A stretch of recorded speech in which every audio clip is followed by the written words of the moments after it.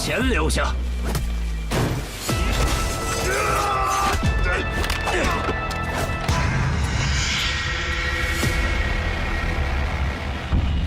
In a packed casino pulsing with tension, Ying Er crushed Tian Lian in a high-stakes card game.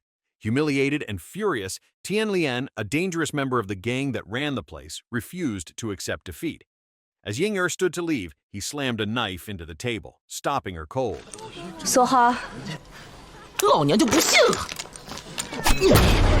贱人，赢了我们赌场这么多钱。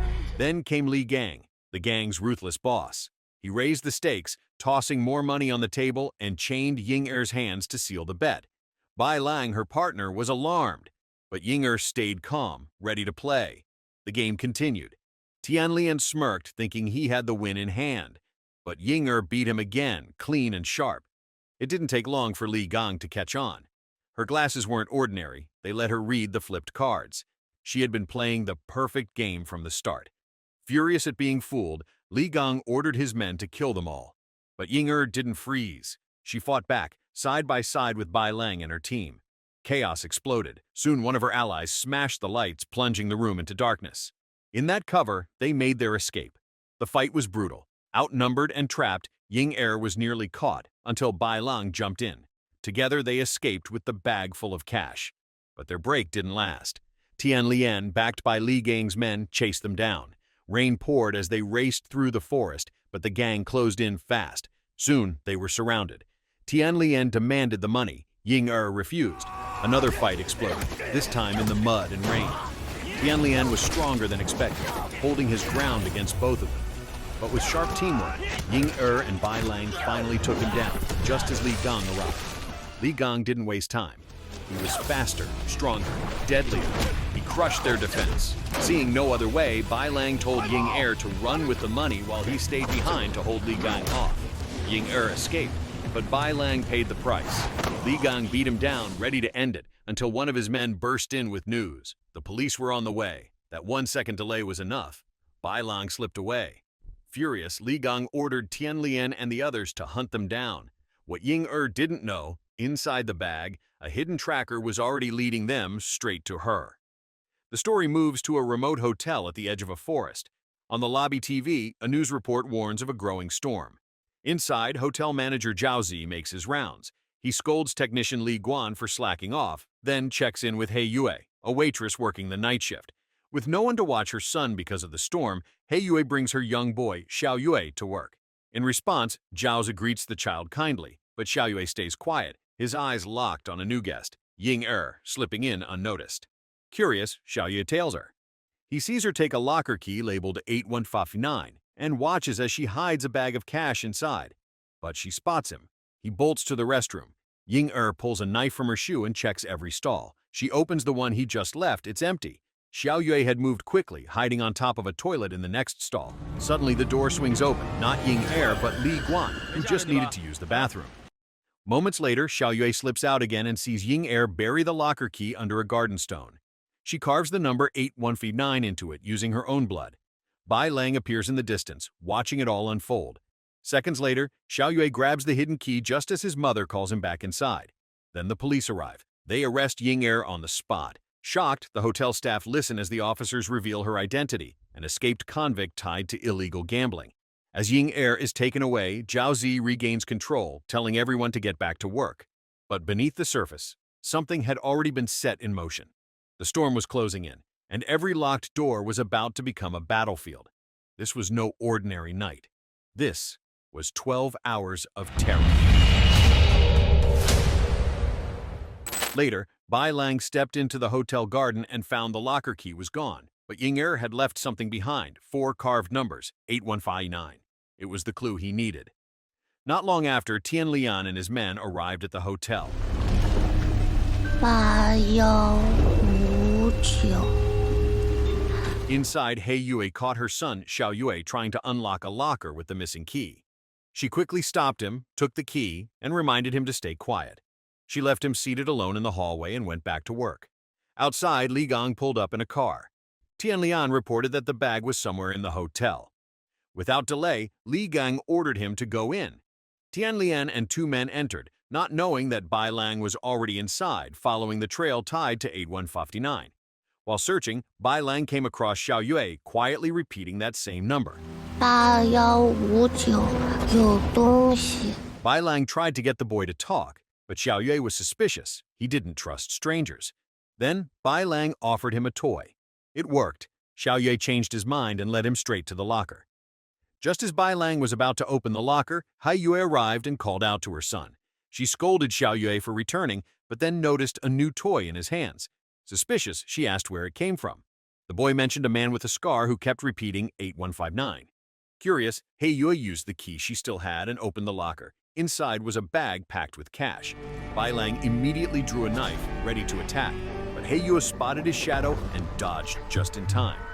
Before he could try again, Tian Lian and his men rushed in, forcing Bai Lang to retreat. They chased him through the hotel. A moment later, Hai Yue's co-worker Yi Cheng showed up and scolded her for lingering with her son near the women's locker room. Meanwhile, Bai Lang clashed with Tian Lian and his men in the hotel gym. The fight was intense and destructive. Equipment was wrecked, walls were damaged, but Bai Lang managed to break free and escape again. Elsewhere, security officer Tan Wei and technician Sun Bin were relaxing after finishing their work. Zhao came to check on them, right as Hai Yue, panicked and out of breath, arrived with her son. They followed her to the gym and were shocked at the chaos left behind. Zhao was furious. He blamed Tan Wei and Sun Bin for the destruction in the gym, thinking the storm had damaged the place because they hadn't finished their work.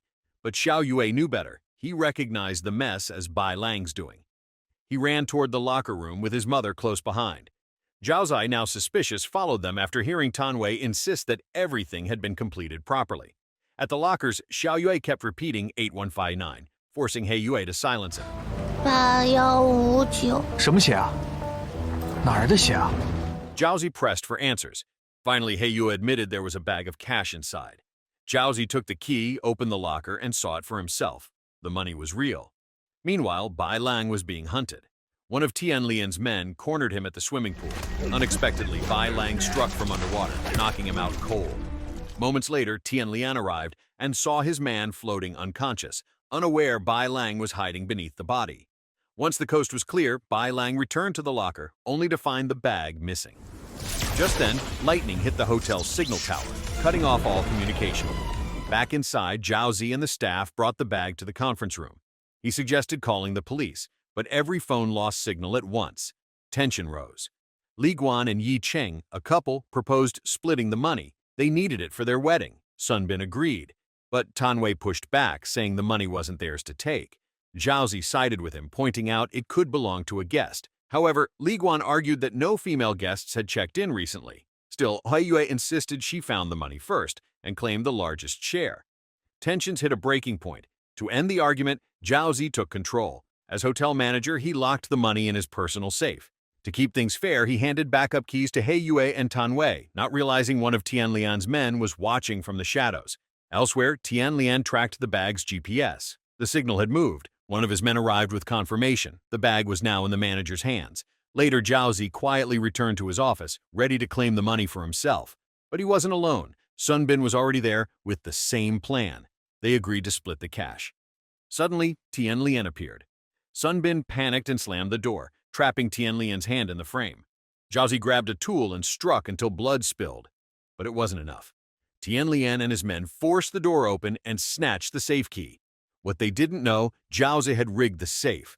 The moment it opened, a blinding flash exploded in their faces, buying just enough time for Zhao Zi and Sun Bin to escape and lock them inside. Meanwhile, Li Guan and Yi Cheng made their move to steal the second key from Tan Wei. Bai Lang, having overheard everything, followed them in secret. Later, in Tan Wei's room, Yi Cheng tried to distract him while Li Guan snuck in. But Tan Wei was ready. He turned the tables and made a demand. Yi Cheng would have to spend the night with him if they wanted the key. Li Guan snapped. He attacked Tan Wei, but lost the fight. Beaten and desperate, he had no choice but to accept the deal. As Li Guan stepped out, Bai Lang confronted him and demanded the key. Li Guan confessed it was now in Tan Wei's possession. Without hesitation, Bai Lang knocked him out and stormed into Tan Wei's room. What Bai Lang didn't realize was that every move had been captured on CCTV. Inside the room, Tan Wei tried to fight back but was quickly overpowered. Bai Lang then turned on Yi Cheng, holding her at knife point and forcing her to take him to the money. At the same time, Zhao and Sun Bin reached the hotel's CCTV control room, where He Yue was waiting. She delivered the bad news. Yi Cheng had been taken hostage. Then, the story flashes back. It reveals a hidden layer behind the chaos. When Zhao and the staff first found the money, he had spotted one of Tian Lian's men watching from a distance. He suspected a tracker was hidden inside the bag. Acting fast, Zhao created a diversion, telling his team to argue over the money, planting the idea of locking it in the safe, all part of a larger trap to mislead the enemy. Unfortunately, Zhao's plan had a critical flaw. He didn't expect the enemy to strike from two directions. Realizing the danger, he told Sun Bin and He Yue to get out while he checked on Tan Wei and the others. But escape wasn't easy. As Sun Bin, He Yue, and Xiao Yue reached the main exit, they found one of Tian Lian's men blocking their path. Thinking fast, Sun Bin led them toward the back, but as he opened the door, they ran straight into Lei Jun. Caught off guard, Sun Bin yanked He Yue and her son away just in time. Elsewhere, Yi Cheng brought Bai Lang to the safe room, but when he removed the barricade, he walked right into an ambush. Tian Lian's men were waiting. Despite being outnumbered, Bai Lang took them down one by one, including Tian Lian, still half blinded from the earlier trap. In the chaos, Yi Cheng slipped away. Moments later, Lei Jun entered. Bai Lang had no choice but to run. Now in control, Lei Jun gave new orders. Tian Lian and his men were to track down Yi Cheng, convinced she still knew the money's location. Meanwhile, he went after Bai Lang himself. In another part of the hotel, Zhao found Tan Wei unconscious in his room and helped him wake up. While searching, they also discovered Li Guan, hiding inside a laundry basket.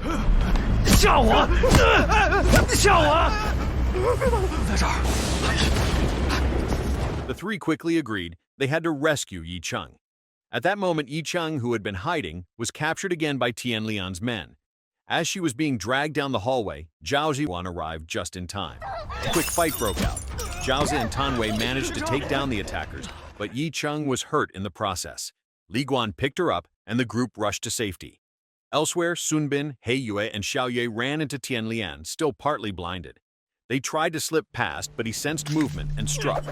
Despite his condition, Tian Lian launched powerful attacks and captured Sun Bin. As he raised his weapon, He Yue stepped in, giving Sun Bin the chance to fight back. Xiao Yue tried to help, but was struck and collapsed. In a final desperate move, Sun Bin pushed a steel cabinet onto Tian Lian, then escaped with He Yue and the unconscious boy. Meanwhile, Lei Jun found Bai Lang in a restroom. A brutal fight followed. Bai Lang had a knife, but Lei Jun fought barehanded, using only his belt. Despite the weapon, Bai Lang couldn't win. Beaten and outmatched, he fled once more, leaving the restroom in ruins. In the infirmary, Zhao, Tan Wei, and Li Guan worked quickly to treat Yi Cheng's injuries. Moments later, Zhao heard footsteps outside and signaled Tan Wei to prepare for an ambush. But it wasn't the enemy. It was Sun Bin and He Yue carrying the injured Xiao Yue. Sun Bin revealed the exits were sealed. Escape was impossible. But Zhao knew of one last route, a hidden exit in the basement. Before they could move, more footsteps approached. They hid. It was Bai Lang, wounded and looking for medical supplies. He noticed someone had already used the room and began searching. Just then, Lei Jun arrived. Bai Lang bolted again, diving through a window with Lei Jun in pursuit. Zhao led the group to the basement, hoping to reach the hidden way out. But it was too late. Tian Lian and his men were already waiting. Enraged, Tian Lian accused Zhao of stealing the money. Zhao, unaware of the full situation, tried to explain. It didn't matter. Tian Lian ordered his men to attack. Tan Wei stood his ground, buying time for the others to escape. Then Zhao made a decision. He told Tan Wei to run and stayed behind. He blocked the door and broke the lock, trapping himself inside. The gang beat him down. He was left unconscious. Just when it seemed over, Bai Lang returned, this time taking Tian Lian hostage. With the situation flipped, Lei Jun stepped in and offered a truce. Both sides now had the same goal: recover the money. Bai Lang agreed. Without wasting time, he grabbed a chainsaw and began cutting through the blocked door. Meanwhile, Sun Bin and the others were stunned to hear that Zhao had stayed behind and been taken down. With no time to waste, Sun Bin and Tan Wei began setting traps. Li Guan remained behind to guard Yi Cheng, He Yue, and Xiao Yue. Li Jun and his men soon arrived. Bai Lang quickly broke off from the group, drawing Tian Lian away under Li Jun's orders. Back at the safe room, Li Guan tried to reach the police, but there was no signal. Xiao Yue offered his satellite phone. Just as they attempted the call, Bai Lang burst in, attacked Li Guan, and grabbed the bag of money. At the same time, Tanwei and Sunbin triggered their trap, successfully taking down 2 of Li Gang's men.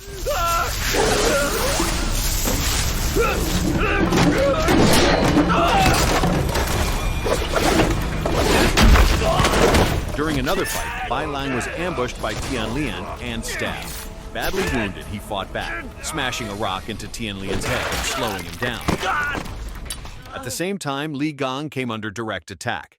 Sunbin and Tanwei launched a Molotov cocktail at him, surrounding him in flames and cutting off his path.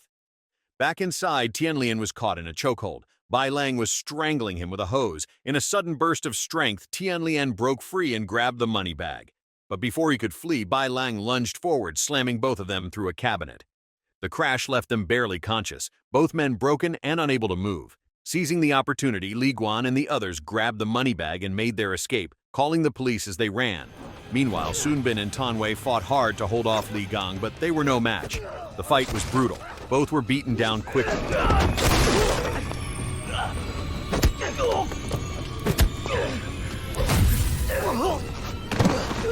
Just when hope was gone, Jiaozi regained consciousness. Without pause, he stepped into the fight, launching fireworks at Li Gang and buying precious time. Soon after Li Guan and the group returned, they had reached the police. But before they could celebrate, Li Gang came back, this time with Xiao Yue in his grasp. He held the child hostage. Forced into a corner, Jiaozi gave up the money. Then He Yui made a bold move. She lunged to save her son, but Li Gang struck her down with force, knocking her out cold. That moment triggered something in the group. Rage took over. Together they charged at Li Gang, throwing everything they had into the fight. This time, it was enough. Li Gang was finally taken down. As the sun rose, the long night came to an end. Jiaozi and the rest had survived. Against all odds, they stood victorious. The story ends. So the moral of the story is, if you ever find a mysterious bag of cash, don't celebrate, just assume it comes with a GPS tracker and a sudden hostage situation during a midnight storm.